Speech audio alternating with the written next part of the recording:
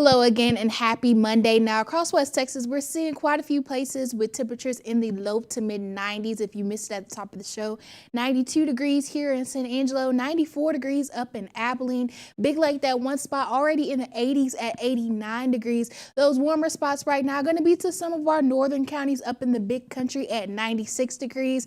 All of us sitting under sunny to mostly sunny skies. And if you don't believe me, here's a quick look at satellite and radar showing you not a cloud in the sky right now here in West Texas. Some of that cloud cover a little farther to our west out in the New Mexico area, but we're going to be seeing some clear skies over the next couple hours. Tonight's overnight lows are actually going to be above average. Average low for this time of year, 63 degrees. As you see, we're going to be well above that, only getting down to the low 70s, upper 60s to some of our far western counties. 67 going to be the low in San Angelo, 72 going to be the low in Abilene. Even warmer than that, 73 is going to be the low between Breckenridge and Albany, and a little farther west to our friends out in Midland, they're expecting a low of 69 degrees.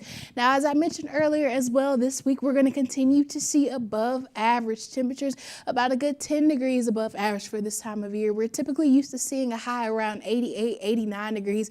As you see, we're going to be seeing a lot of the upper 90s as we get throughout the rest of the week. By the time we get to the weekend, more of the mid 90s, but that's all thanks to this upper level ridge that we've been talking about.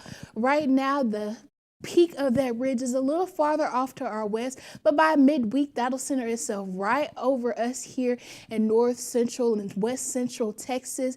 Now as we get to the weekend, now that's going to weaken just a bit and allow for a trough to start to dig into the east. We'll be centered right between a ridge to our west and a trough to our east. That'll give us chance for our next cold front to come through by the start of next week, bringing those temperatures a little bit closer to average. But before we get there, let's talk about what's going on in the tropics. Hurricane Fiona expected to become major Hurricane Fiona by midweek. It's still bringing heavy rainfall to portions of Puerto Rico, but over the next day or so, it's expected to make its way back out to sea, moving northeast up to the northern Atlantic. We do have some more disturbances out in the Atlantic. This first one has about a 20% chance of tropical development by the end of the week, and this one has about a 30% chance by the end of the week. So we'll be keeping our eyes to the tropics and bring you more updates as they become available. But here's our quick check-in. The first day of fall, like we said earlier, is just 3 days away.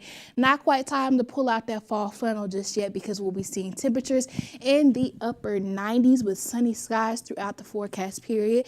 As we get to the start of our week next week, could see some isolated rain chances thanks to that cold front.